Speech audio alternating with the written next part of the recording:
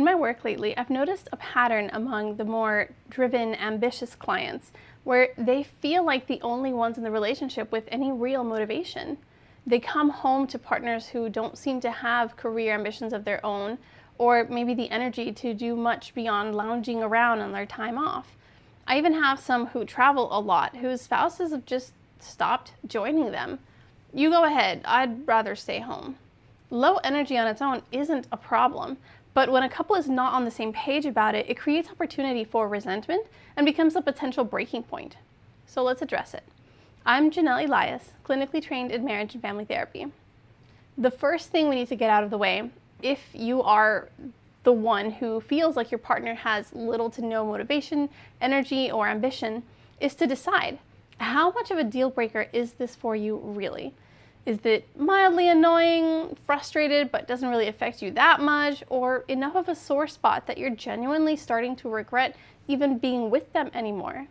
You're not a bad person for feeling how you feel. It simply comes down to us needing to be honest with ourselves before we do anything else. That is frustrating, but you're not looking to potentially end the relationship over it, then we can address it. I'll actually suggest a very specific way to do that shortly. But we also need to check how much of this need to have our partners showing our same level of motivation and drive might actually be based on a maybe unrealistic and unfair belief that a good or ideal couple does or likes all of the same things. They go hiking together, they share the same interests, etc. This simply isn't true. Sure, couples often find that they have a lot in common when they're first getting to know each other. But it's also true that just as often, opposites attract too. Sometimes the low-key, steady one falls in love with the high-energy, adventurous one, and they don't have to like all of the same things to still be in a great relationship. That can absolutely still work. Imposing an unrealistic expectation that you have to be equally into fitness or constantly on the search for things that expand your intellectual horizon, etc., only serves to create an unfair standard that no one can reach and will make both of you miserable. If it's not a deal breaker, it's perfectly okay to have some things that are just your things. I'll take it a step further and encourage you to have some things that are just your own. Find a group, if you'd like, where you can still socialize with like-minded people on this level without placing all of that responsibility on your partner to literally be your everything. There are times when the difference in ambition or motivation is related to something urgent for the couple, like in the case of someone who keeps changing careers and can't commit to a job for very long. Creating a significant financial hardship or strain on the household and other big consequences like that puts a bigger urgency on matters. At the end, I've got more specific insight for that particular situation, so stick with me. For now, the same principles apply for all of these examples regardless. The one caveat I will say about making new friends or joining new groups for various interests, passions, and hobbies is be mindful of how you go about reframing these new acquaintances in your mind. It's one thing to make new friends. It's another to then look back on your own partner and think, man, I wish my spouse were more like these people. They know what it's really about. They get it. I've discussed this in previous episodes, but playing that comparison game in our heads is a very slippery slope on the road to relationship dissatisfaction, and even the start of some affairs. It also helps when you make sure to still protect some things that are shared between the two of you. A favorite activity or mutual interest, something that's only ours. Like, yes, I will go do those 10 miles with that new mountain biking group, but when we get home, we're going to finish planning the details for that concert that we're going to because we both love live music so much and you're the only person I want by my side at that event. If we decide the issue is not a deal breaker, then we can run what I call relationship vitals. That's where we sit down and we check in with each other. How's the relationship going from each of our perspectives? What is going well that we want to acknowledge, appreciate, and continue doing? Do either of us have specific requests for small improvements that we can make? And most importantly, are we currently meeting each other's needs? If not, what are our needs and what can we figure out to help meet them? Make sure you're brushed up on your couple's communication tools if you haven't already learned them from some of my previous episodes, so that you're able to have these conversations without escalating into defensive, unhelpful patterns like shutting down, invalidating our partners, or turning things into a screaming match. And be ready to take a break for the sake of cooling down if things do get heated, as long as you call out when you'll come back to the conversation and then actually follow through. Some common compromises can include possibly joining you for the requested activity some of the time, and in exchange, you join them for an activity of their choosing at other times. Doing versions of the requests that are more acceptable to both parties, like lazy travel, where you lounge around and maybe explore a handful of things, compared to packing the itinerary with activities that have to be followed on an exact schedule, or doing a shorter, easier hike than the usual rigorous stuff you like to do. Decreasing the frequency or the length of time so they can join you without depleting the social or physical battery, and examples like that. Caveats for running relationship vitals in this case. Avoid reframing it like, this is what I need from the relationship, and if you can't do it, then this is not going to work out. That's an ultimatum, not cooperation. Trust me when I say changes made through coercion like that don't generally end well. It has to come from a genuine place of, what are your current needs? How can we meet them? Now here are mine, and what can we do about these so that we're both winning? A solution might not be obvious right away.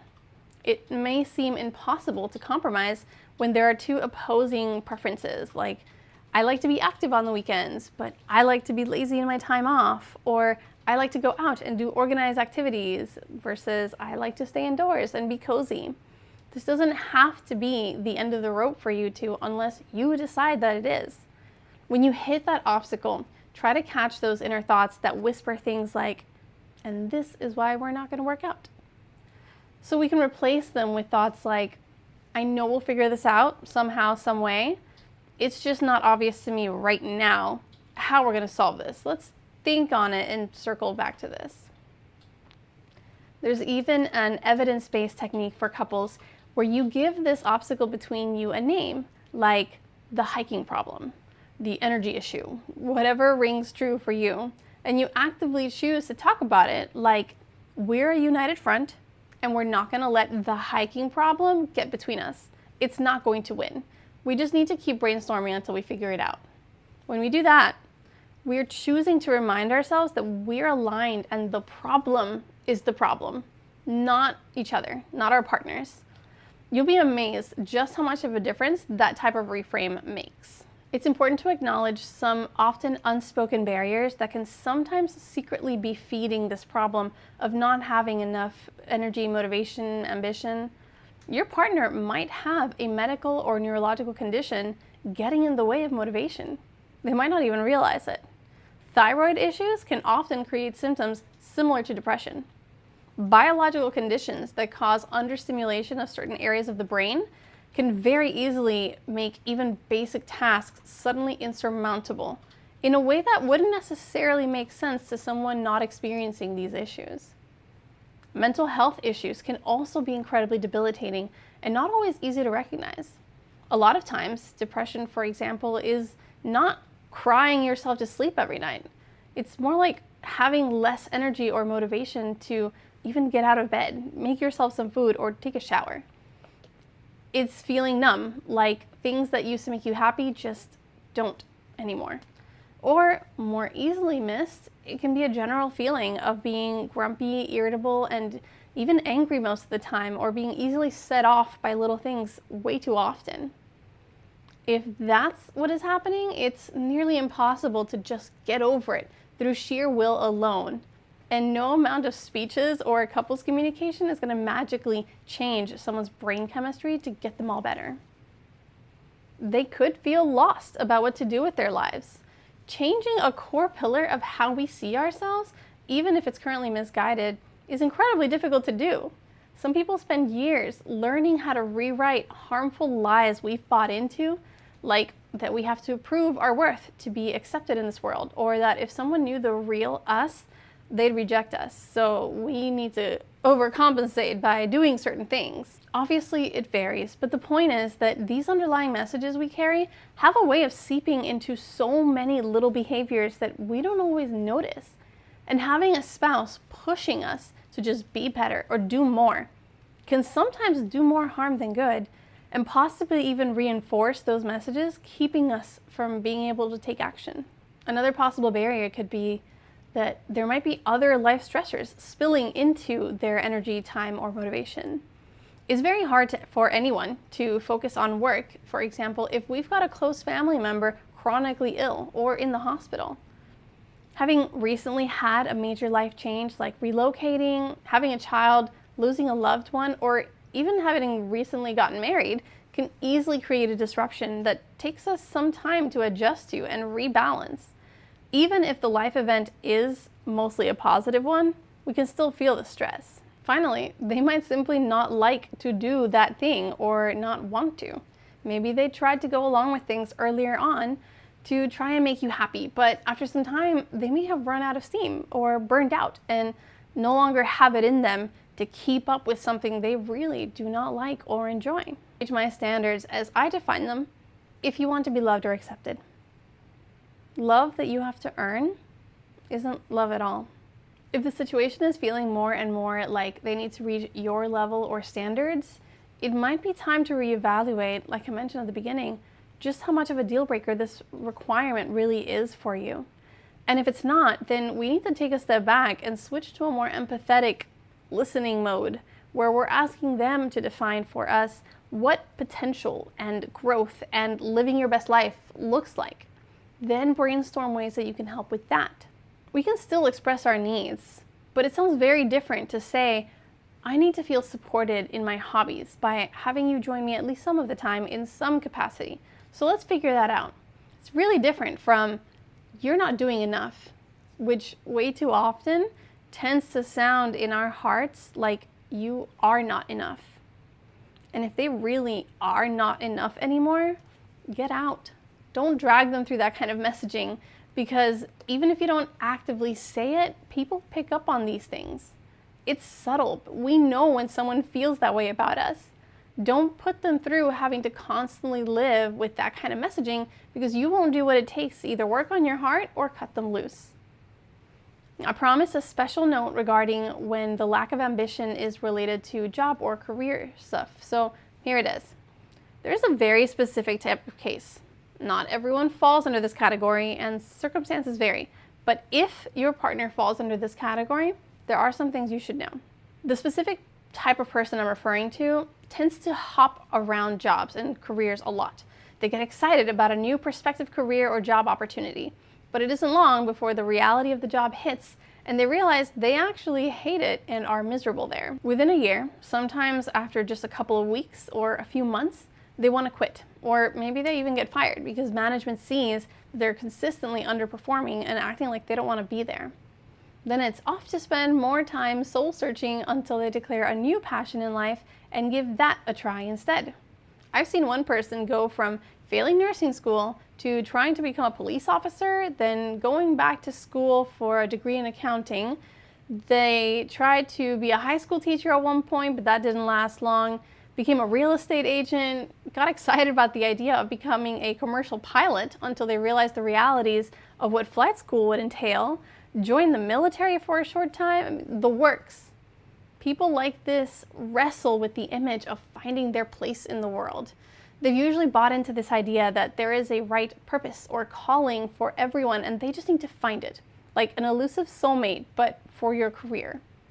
They don't realize that anytime you do anything because you have to versus because you want to, it's gonna take the fun out of it.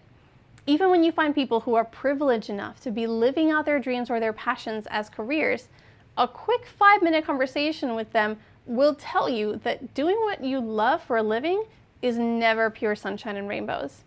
Artists have to deal with commissions and deadlines when their creativity is wanting to pull them elsewhere. Professionals with their own businesses or private practices get bogged down with too many tasks that are not their fields of expertise, like marketing, billing, hiring and